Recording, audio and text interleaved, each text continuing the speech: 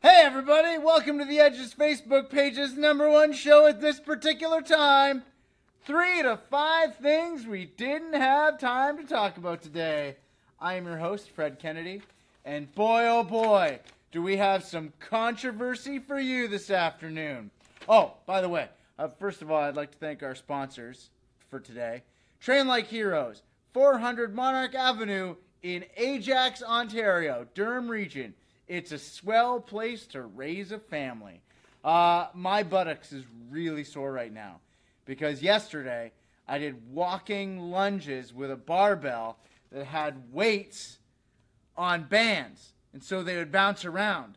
So I had to keep my core really still and move really fluidly, which means you go slowly and very laboriously, and it hurts a bunch. And now my buttocks, my glutes are sore, very sore. Sitting down, not the funnest of times. But for you, I'll do it. And just think, you too can have a sore buttocks by going to Train Like Heroes at 400 Monarch Avenue in Ajax. First up, let's talk about a few little things that happened in Russia over the weekend with this guy, Vladimir Putin, arguably the world's richest man. His estimated value, $200 billion.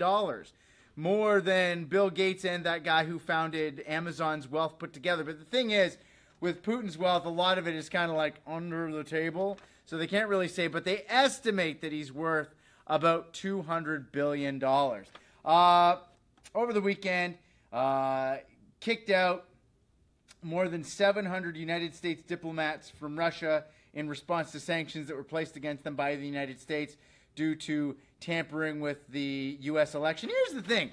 So they straight up admit that the Russians interfered in the election, but they refuse to think that there could anything be wrong with that election.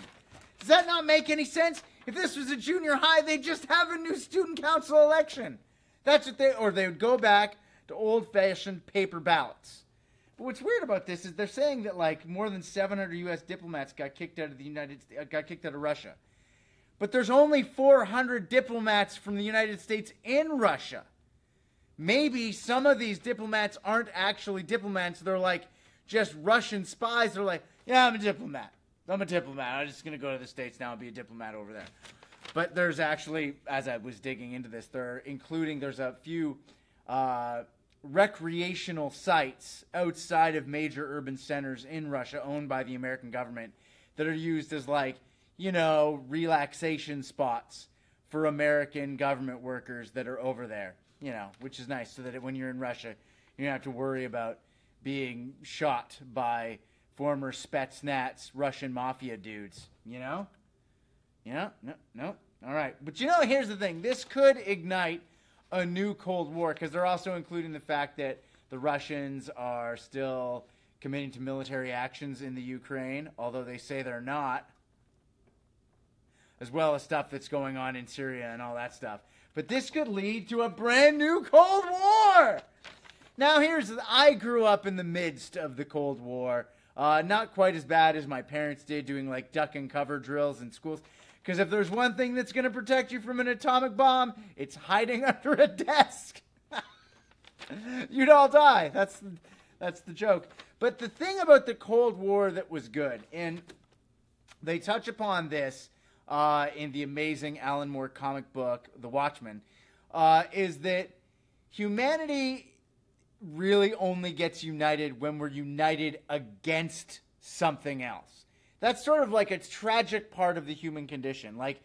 In order to unite all of humanity, but the communists and the Americans, in order to unite them together, it takes the threat of something big enough to destroy everyone. So in order to get everybody together and on one page, it takes the reignition of another potential Cold War with the big bads across the pond. Of course, I'm talking about Russia. But is it enough to get everyone on the same page? Probably not. But there were some great things that came out of the Cold War. We got the amazing movie Red Heat, featuring Jim Belushi and Arnold Schwarzenegger.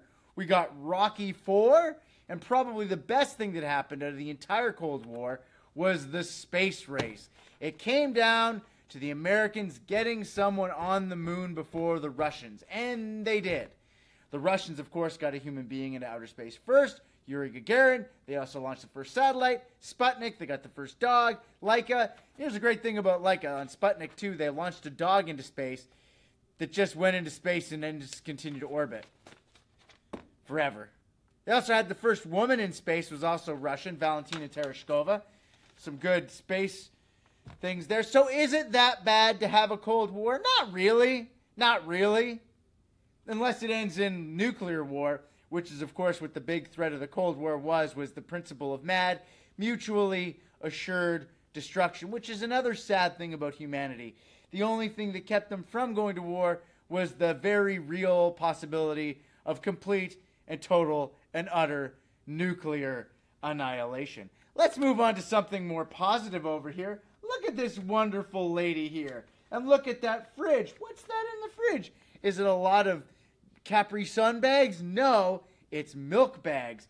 Because this woman spends 10 hours a day pumping breast milk for other people's kids. At this point, she has pumped in excess of 10,000 liters of breast milk from Madison. You're making a disgusted face here. This is human nature. This is biology. That is literally the milk of life. Now, I'm interested. This is something that I find intriguing, okay?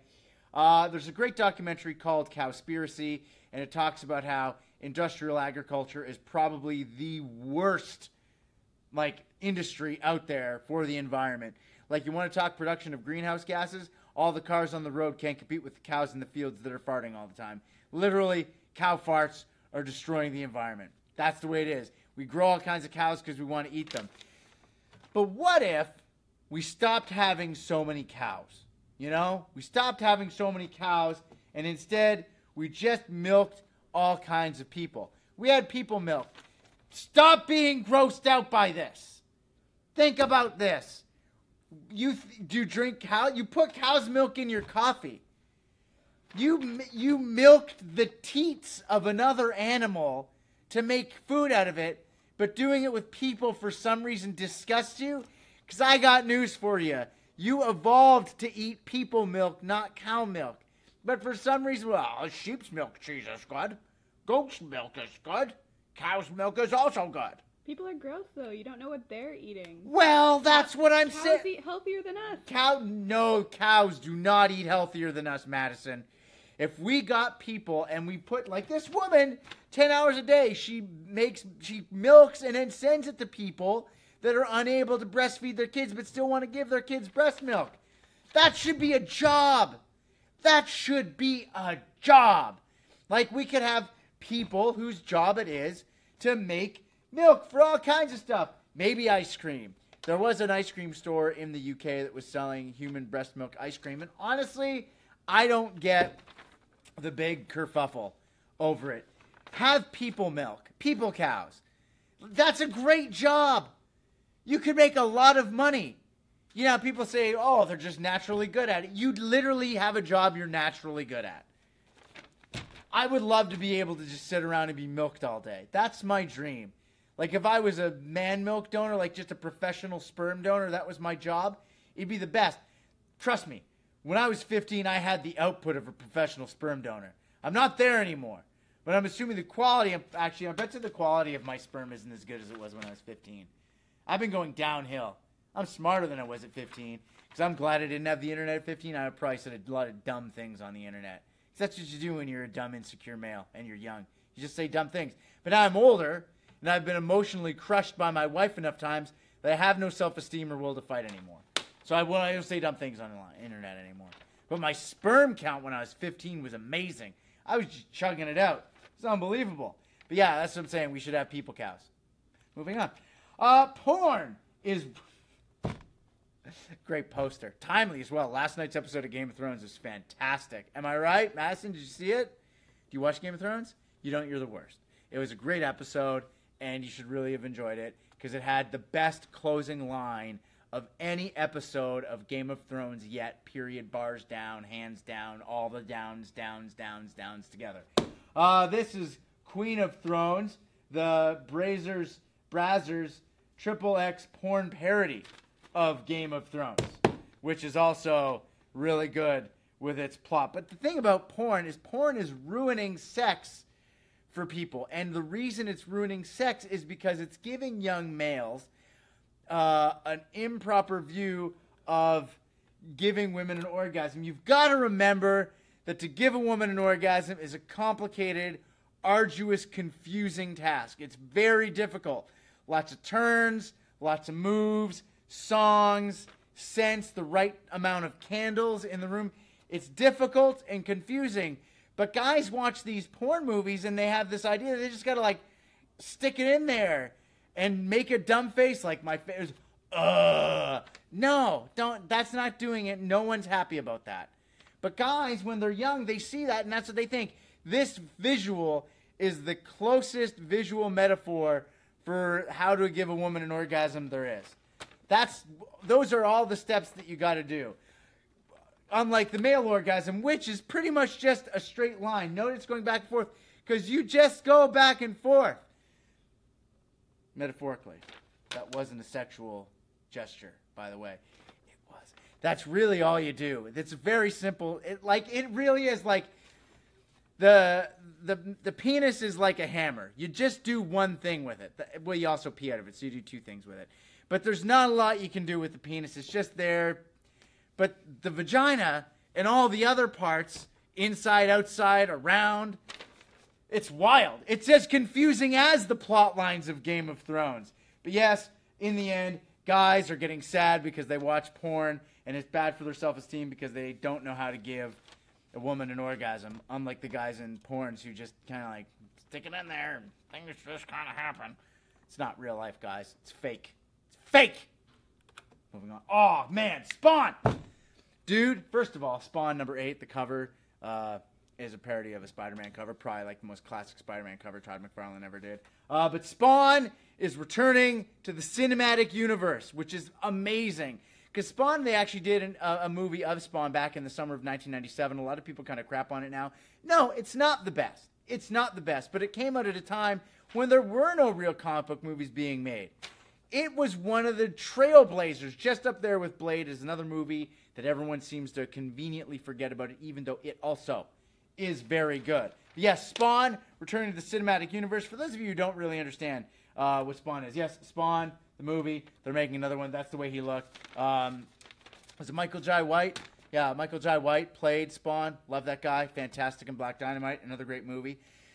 Spawn's Canadian, sort of. He was created by this guy, Todd McFarlane, who's a Canadian from Edmonton in the West End in Collingwood. Still in a condo there. If you live in the area, I might be able to rent it to you. But yes, Todd McFarlane was Canadian, an amazing artist. Really cut his teeth on Spider-Man. That's where he made his name for himself. Also worked on The Prowler. And when you look at his early work on The Prowler from Marvel, you're basically looking at the first incarnation of Spawn. It's there, except instead of red and black and skulls, it was purple and green and stuff. And the big eyes that Todd McFarlane was famous for. But Spawn is an awesome character. It's about a guy who's like a military assassin, ends up going to hell because of all the people and the lives that he's taken. And he comes back to Earth to lead Satan's army because he's in love with his wife and wants to find her and be with her and all that stuff. Is kind of like an anti-hero, and he can't really control his powers. And every time he kills somebody, Satan's army gets stronger in order for him to invade and cause Armageddon. So Spawn is really like leading the charge against Armageddon. That's the premise. Another cool thing about Spawn is that he has a limited amount of power, just a finite amount of power, and when he's used all of his powers, he'll die and eventually go to hell and become just another member of Satan's armies. That's the cool thing about Spawn. It's a really cool comic. It sounds so 90s. It's such a 90s comic. But if you want a really good Todd McFarlane comic, Torment! Torment is my all-time favorite Spider-Man story.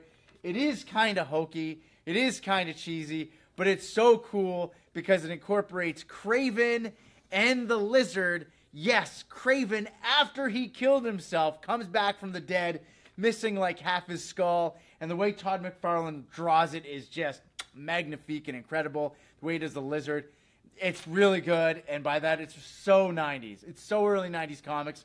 But I absolutely love it. It's really cool. Spider-Man going crazy, thinking he's crazy, but is he crazy? Maybe he's not. You'll have to read it. It's as if he's being tormented by his mind. Amazing stuff. Let's move on to something else that happened over the weekend. Kim Jong-un launched the longest range missile yet, supposedly proving once and for all that Kim Jong-un, this guy right here, is capable of launching nuclear weapons that will hit the United States. Now, will he do it?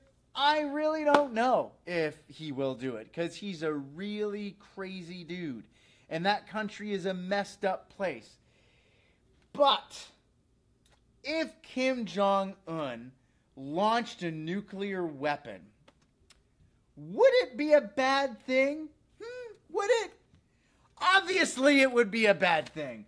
But what's interesting about this whole idea in my head when I think about it is, we would finally get united behind one thing, wouldn't we? Everybody would be saying that that would be bad. Remember, what are you looking at me like that for? We'd be dead. We wouldn't all be dead. Lots of people would be dead, obviously. But the thing is it would really kind of realign our priorities of good and evil and right and wrong. Because one thing I think we can all get behind is nuclear war is a bad thing. And would it cause some sort of armed conflict? Possibly. I really don't know if it would happen. I really don't know what the response would be. But I can tell you that people will be doing a lot more than just changing their profile pic saying, "We're with whatever." People would get riled up about something like that. And I want to use the analogy of World War II here. The most amazing point in terms of social progressiveness that we've ever seen as a society took place following World War II. And the reason for that was because you had a whole generation that was gone across the world and had been fighting for years and years and years and years and years. And when they came back, their sense of priorities of good and bad and right and wrong and social statuses was completely different than what it was before. We finally got a president who was put in the White House that was talking about the biggest threat to people wasn't at all the Russians. It was the U.S. military-industrial complex and capitalism gone awry. You finally had people in power and in positions of authority saying things like that, and you had a generation that had been fighting so long they were actually willing to listen. The whole civil rights movement started up because of that generation that had finally gotten a taste of freedom going overseas, as Dave Chappelle colorfully put it in one of his stand-up specials. But that era happened because people realigned their priorities of right and wrong and good and bad. And it was a very uniting time for people. I'm not saying that I want to see a nuclear war, but I'm sadly admitting that it would take a massive armed conflict to get everybody to stop from arguing over piddly nonsense and douchery on the internet and stop pissing all over each other and ruining everybody's days, because there would finally be something that we can all unite and get behind. Unless there's an armed alien invasion, which is something else.